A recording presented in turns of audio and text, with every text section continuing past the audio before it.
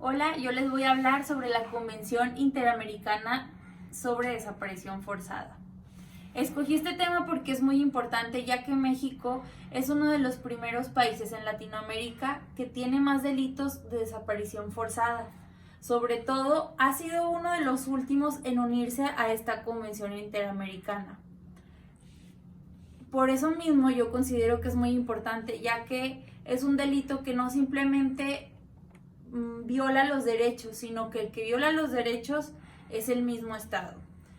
Entonces yo primero les voy a hablar sobre el concepto. Se considera desaparición forzada al arresto, la detención o secuestro o cualquier otra forma de privación de libertad que sean por obra de agentes del Estado. Es decir, que las personas que privan de la libertad, que desaparecen o que ocultan, son los mismos agentes del Estado que nos deberían de estar buscando o cuidando. México y su historia con la desaparición forzada. Es importante que tengamos este concepto.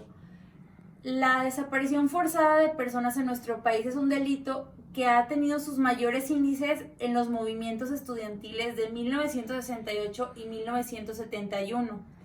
Movimientos que quedó este delito impune. En la década de los años 90 volvió a aumentar la cifra con el Ejército Zapatista de Liberación Nacional y el Ejército Popular Revolucionario.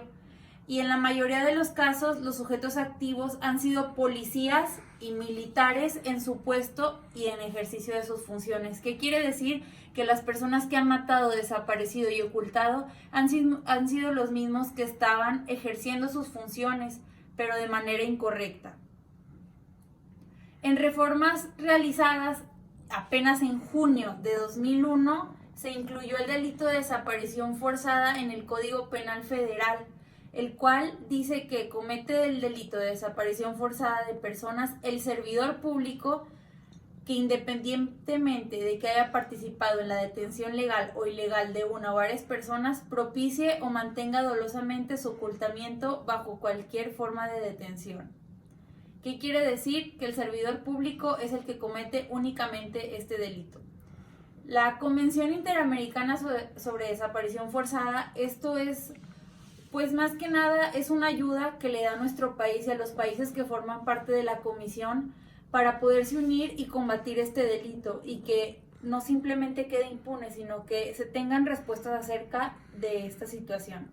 Esta convención nació el 9 de junio de 1994, fue adoptada en la ciudad de Belém do Pará, en Brasil, y entró en vigor el 28 de marzo de 1996.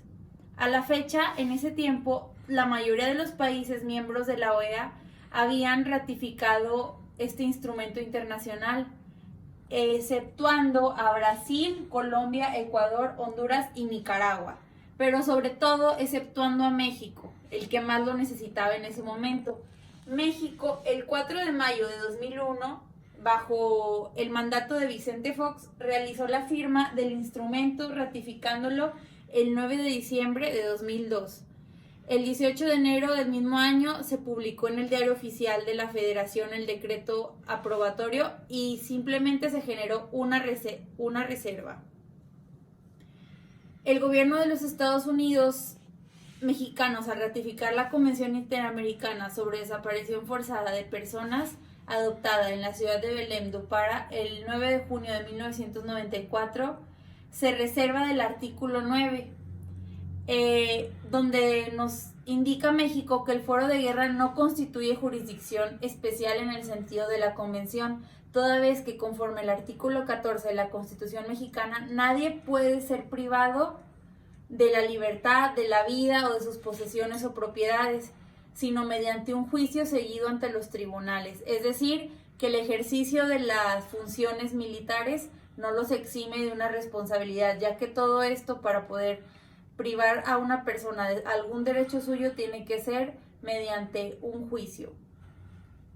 La postura del gobierno se manifestó de dos partes: indicar que en el supuesto de aquel sujeto activo fuero militar, este no podrá ser sometido a la jurisdicción común, pues se encuentra revestido de fuero de guerra y dicha institución se encuentra elevada al rango constitucional, es decir, que tiene que ser juzgado en un fuero de guerra un tribunal especializado militar y no en una jurisdicción común como lo conocemos nosotros los que no estamos en ese ámbito. El artículo 1 de esta convención se compromete a 3 cosas muy importantes: no practicar ni tolerar la desaparición forzada, sancionar en el ámbito de su jurisdicción a los autores y cooperar entre sí a contribuir a prevenir y sancionar y erradicar la desaparición forzada de personas, y sobre todo tomar medidas de carácter legislativo y administrativo. México lo hizo cuando empezó a sacar su ley contra desaparición forzada y también la ley de víctimas. Entonces, eso fue lo que ellos hicieron gracias a que se unieron a este instrumento internacional. También el artículo 2 nos habla de a quienes se consideran personas víctimas de la desaparición forzada, y bueno, lo que ya les había comentado, nos indica que los agentes del Estado son los que cometen este tipo de cosas y que no importa que actúen con la autorización de una autoridad del Estado, sino que lo que importa es que sigan respetando los derechos humanos. En el artículo 3, los estados partes se comprometen a adoptar con arreglo a sus procedimientos constitucionales las medidas legislativas necesarias para tipificar el delito de desaparición forzada de personas e imponerles una pena. En el artículo 4, en resumen, nos habla de que cuando la desaparición forzada de personas hayan sido cometidos en el ámbito de jurisdicción, el imputado sea nacional de ese estado y cuando la víctima sea nacional de ese estado y lo considere apropiado, se podrán adoptar las medidas para establecer su jurisdicción sobre la causa. Y en el artículo 5 nos habla de que la desaparición forzada de personas no va a ser considerado un delito político para los efectos de extradición. La desaparición forzada se va a considerar incluida entre delitos que dan lugar a extradición en todo tratado de extradición celebrado entre los estados de parte. Los estados de parte, a su vez, se van a comprometer a incluir el delito de desaparición forzada en sus leyes, es decir, para que no sea desconocido para ellos también. Cuando un estado parte no conceda la extradición, se someterá el caso a sus autoridades competentes como si el delito se hubiera cometido en el ámbito de su jurisdicción. El artículo 7 nos habla de que la acción penal derivada de la desaparición forzada de personas y la pena que se imponga judicialmente al responsable de este delito no va a estar sujeta a prescripción, es decir, como es un delito continuado y permanente, la pena va a seguir siendo la misma y nunca va a ser prescriptible. Artículo 8. No se admitirá la eximente de la obediencia debida a órdenes o instrucciones superiores que dispongan o autoricen o alienen la desaparición forzada. Es decir, nada de lo que se haga y de donde venga las órdenes, ya sea de una autoridad más grande, ya sea de un decreto general, va a poder desaparecer, por decirlo así, la desaparición forzada. Los presuntos responsables de los hechos constitutivos del delito de desaparición forzada solo van a poder ser juzgados por las jurisdicciones de derecho común competentes en cada estado. Es decir, no van a poder ser juzgadas por una autoridad a la que no le competa la jerarquía o no le competa el lugar para poderlo ser juzgado. En el artículo 10 te habla de que en ningún caso podrá invocarse circunstancias excepcionales como la guerra, la amenaza, la inestabilidad política, como justificación de la desaparición forzada de personas. Es decir, que nunca va a haber una excusa suficiente para poder privar de la libertad a una persona y sobre todo ocultarla.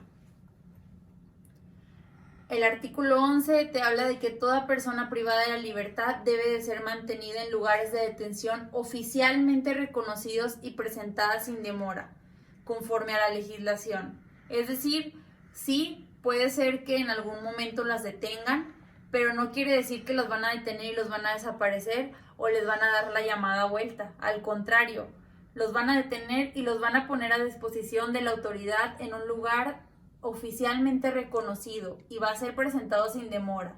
No va a ser después de 5 o 6 horas cuando ya los hayan golpeado o se haya dado un delito de tortura.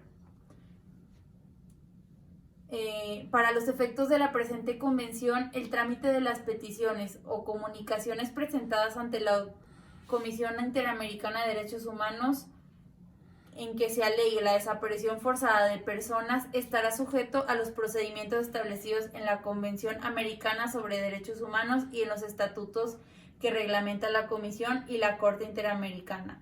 Es decir, la normativa va a ser la consecuente a los derechos humanos, no va a ser una normativa civil ni una normativa penal, sino de donde se presente. Si se presenta en la Comisión Interamericana de Derechos Humanos, va a tener que regirse a su reglamentación. Sin perjuicio, el 14 nos habla de que lo dispuesto en el artículo anterior va a recibir, cuando la Comisión Interamericana de Derechos Humanos recibe una petición o comunicación sobre una supuesta desaparición forzada, se dirigirá por medio de su Secretaría Ejecutiva en forma urgente y confidencial al correspondiente gobierno, solicitándole que proporcione a la brevedad posible la información sobre el paradero. Es decir, la Comisión de Derechos Humanos puede exigirle al gobierno que abra las puertas a la verdad. El artículo 15, nada de lo estipulado en la presente convención se interpretará en sentido restrictivo de otros tratados bilaterales o multilaterales. Es decir, esto que se está estipulando en esta convención no puede quitar ni dañar algún otro derecho o algún tratado o acuerdo internacional. El artículo 16 nos habla de que está abierta la firma de los Estados miembros de la Organización de Estados Unidos Americanos. La presente convención, el artículo 17 nos habla de que la presente convención está sujeta a ratificación. Los instrumentos de ratificación se depositarán en la Secretaría General de la Organización de Estados Americanos. Y el artículo 18 nos habla de que los estados podrán formular reservas a la presente convención, como lo es México, que México, como inicialmente les estaba explicando, hizo una reserva a este tratado, recordando que las reservas son aquello a lo que los países no se adhieren. Es decir, me puedo adherir a todos estos artículos, pero en este no estoy de acuerdo, ya sea porque viola algún derecho de mi constitución o de algún código, o simplemente porque va en contra de lo que mi país está estipulando. Y el artículo 19 nos habla de que la convención entrará en vigor para los estados ratificantes el 30º día a partir de la fecha que se haya depositado el segundo instrumento de ratificación. Para cada estado que ratifique la convención o adhiera a ella después de haber sido depositado el segundo instrumento de ratificación, la convención entrará en vigor el 30º día a partir de esa fecha. Es decir, habla más que nada de cuándo puede empezar a usarse y estipularse como oficial en nuestro país. Y el artículo 20 habla de que la presente convención regirá indefinidamente, pero cualquiera de los estados partes puede denunciarla o renunciarla. Y por último, el instrumento original de la presente convención, cuyos textos en español, francés, inglés y portugués son igualmente auténticos, será depositado en la Secretaría General de Organización de los Estados Americanos, la cual enviará una copia auténtica de su texto para su registro y publicación. Por esto último es muy interesante, ya que nos habla de que esta convención está hecha en diferentes idiomas, ya que diferentes partes del mundo y diferentes países se han unido a esto, y sobre todo que no van a tener una excusa de decir no se entendió, no, nunca supe. ¿Por qué? Porque se les envía una copia según su idioma y sobre todo se publica. Y pues bueno, esto es lo que yo encontré más importante sobre esta convención que salvaguarda uno de los derechos más importantes, que es la libertad, y muchas veces es el que puede evitar que el derecho de la vida también sea violado. Espero que les haya quedado claro y lo hayan entendido. Muchas gracias por su atención.